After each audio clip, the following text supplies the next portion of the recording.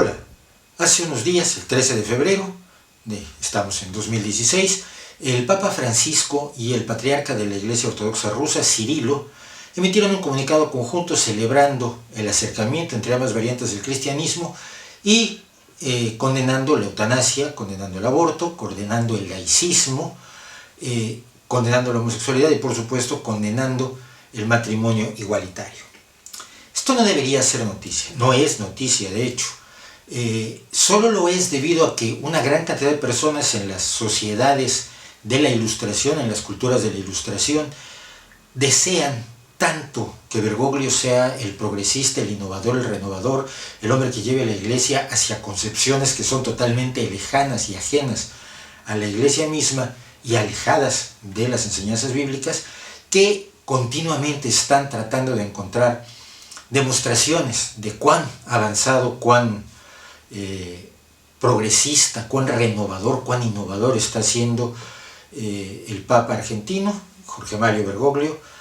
Papa Francisco. No es noticia porque en 2015, en octubre, hubo un sínodo de obispos donde el Papa Francisco volvió a establecer de manera contundente su posición en contra del laicismo, en contra del aborto, en contra de la eutanasia y en contra del matrimonio igualitario, invocando la enseñanza de la Iglesia de que la familia debe estar formada por un hombre y una mujer, ser para siempre, y no hay otra forma de ver la situación. Lo único que hace es asumir esta nueva enseñanza de la Iglesia en la que los homosexuales ya no son los grandes pecadores, los enfermos, los anormales, sino que los considera hermanos católicos, simple y sencillamente pidiéndoles que lo único que tienen que hacer para acceder a la gloria y evitarse una eternidad asándose en los infiernos es no practicar la homosexualidad, es decir, ser homosexuales, pero sin hacer lo que hacen los homosexuales. Si a usted le suena extraño, imagínese cómo le puede sonar a quienes son las víctimas directas de las afirmaciones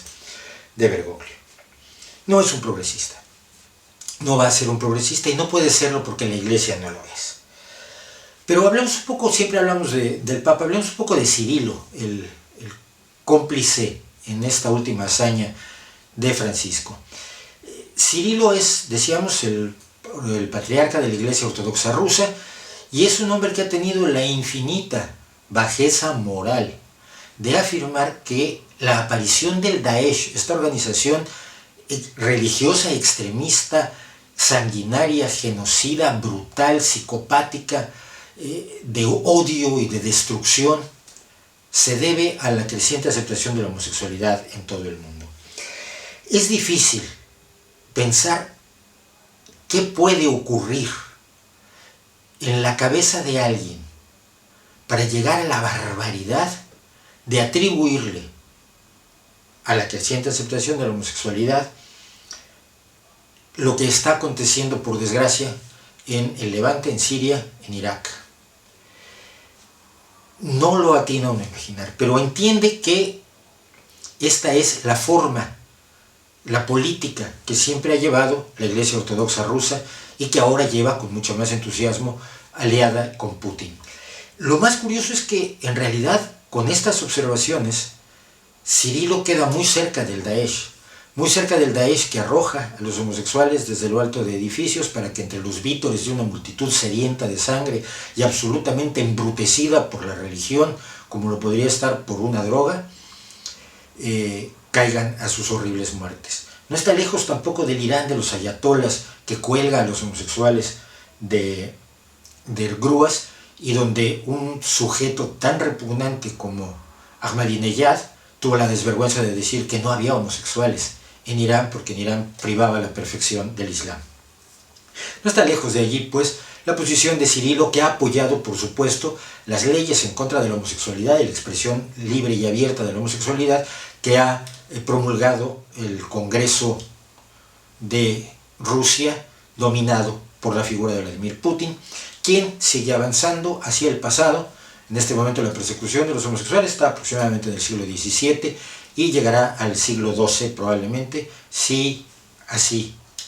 lo permite el mundo y los rusos, por supuesto. Cirilo también es el personaje que afirmó, y este es un argumento que se lo hemos escuchado a muchos jerarcas de la Iglesia Católica, que si aceptamos la homosexualidad, tendríamos que aceptar otras formas de expresión sexual como la pedofilia o la pederastia. Bien, no solo aclarar que esto es lo que se llama en lógica un argumento de pendiente resbaladiza, es decir, si hace esto, las cosas van a sucederse en una cadena aterradora que nos va a llevar a cosas horrendas. También lo dicen con la zoofilia, por cierto. Lógicamente este argumento es una falacia, quiere decir que es un razonamiento inadecuado, incorrecto e inválido. Pero no solo eso, lo que hace Cirilo y lo que hacen quienes sacan este argumento es pretender igualar lo que es una relación de afecto normal entre iguales con la pederastia, que es precisamente lo contrario. La pederastia es el abuso, es la agresión, es la imposición de la autoridad, la fuerza, la violencia sobre un indefenso, sobre un débil. La fuerza, por supuesto, la da el hecho de ser portavoz de la deidad, portavoz de Dios, la da el hecho de que los padres le confían a los niños al sacerdote porque el sacerdote dice ser moralmente superior, y por tanto los pederastas de la Iglesia son precisamente aquellos que ejercen de la peor manera ese abuso, esa humillación, nuevamente psicopática, porque no les interesa el placer del otro, el disfrute del otro, ni siquiera el consentimiento del otro para la satisfacción de sus intereses sexuales ilegítimos, y por supuesto perjudicando para toda la vida a numerosas personas. Igualar esto a lo que debe ser y a lo que todos pretendemos que sean las relaciones sexuales y románticas y de pareja, en la cual se establezca una relación entre iguales de mutuo beneficio, de mutua satisfacción, de mutuo cariño, es nuevamente una bajeza y una inmoralidad. Debería darle vergüenza a Cirilo siquiera sugerir algo parecido. El matrimonio igualitario que rechazan estos dos personajes es una muestra, sin embargo, de civilización, de moral, de tolerancia, de respeto y sobre todo de reconocimiento de los errores que la sociedad ha cometido contra un grupo de personas inocentes a lo largo de los siglos. Un ejemplo de estos errores, de estas barbaridades que se han cometido socialmente es por supuesto Alan Turing, el hombre que ayudó de manera fundamental a ganar la Segunda Guerra Mundial, ayudando a descifrar, a decodificar la máquina Enigma con la cual se enviaban los mensajes cifrados de los países del eje, primero de Alemania, después de Japón. Es el fundador de la informática y es uno de los pensadores más influyentes del siglo XX, y sin embargo fue humillado por ser homosexual, fue obligado a la castración química, es decir, a consumir sustancias que anularan sus deseos o su capacidad sexual y así integrarlo supuestamente a una sociedad sana. Cualquiera que lo piense ahora se dará cuenta de que lo menos sano es la sociedad que es capaz de hacerle eso a alguien simplemente porque quiere a las personas incorrectas. Alan Turing acabó muriendo o suicidándose como relación directa de esa humillación pública y esa castración química a la que fue sometido. Esta sociedad que hizo eso era una sociedad en la que era muy fácil ser homófobo. De hecho no era fácil, era lo que se le enseñaba a la gente, lo que se nos enseñaba. Un ataque, una agresión, a legitimación, a la humillación, al desprecio a las personas de sexualidad diversa. Se consideraba, por supuesto, que eran personas que eran una minoría pequeñísima de la población, peligrosa probablemente, extraña, de costumbres dudosas, y que ciertamente no era parte del todo de la sociedad. Fue la lucha de las personas de sexualidad diversa, por llamarles de algún modo, la que permitió que la sociedad se diera cuenta, primero que nada, que las personas de sexualidad diversa eran parte de la sociedad integral y absoluta, que eran sus amigos, sus compañeros de trabajo, sus familiares, que no era tan excepcional, ni era tan dañino, ni tan extraño que alguien tuviera preferencias sexuales distintas de las que parecerían, por lo menos, mayoritarias. Fue esta lucha la que permitió que nos diéramos cuenta, todos, incluyendo los colectivos de personas sexualmente diversas, que no eran pocos, que entre el 4 y el 10% de la población se define a sí misma como homosexual, y que entre la homosexualidad y la heterosexualidad hay una gama de actividades, de preferencias, de gustos, de intereses, de curiosidades, que no hay una línea divisoria perfecta entre los homosexuales y los heterosexuales, como descubrimos que no la hay entre los africanos y los europeos, porque los flujos genéticos siempre han estado presentes, y hasta un famoso supremacista blanco estadounidense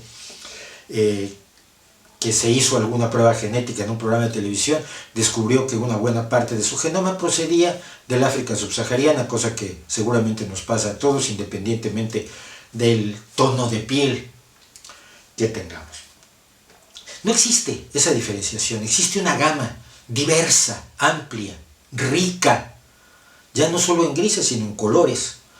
de las experiencias humanas para buscar algo tan poderoso y al mismo tiempo tan elemental como la satisfacción sexual propia y de la pareja. La barbarie de la discriminación proviene en gran medida de la religión. Sabemos que hay sociedades en las que la homosexualidad o la diversidad sexual no ha sido mal vista, como puede ser la antigua Grecia o algunos de los pueblos nativos del norte de América. Ha sido la Iglesia, ha sido las religiones, la religión islamo-judeocristiana en su totalidad, sobre todo basada en las enseñanzas de la Biblia, la que ha promovido, defendido, legitimado esta persecución de inocentes, como ha legitimado otras muchas persecuciones de inocentes, como ha legitimado la esclavitud, el racismo, la sumisión de la mujer, etc.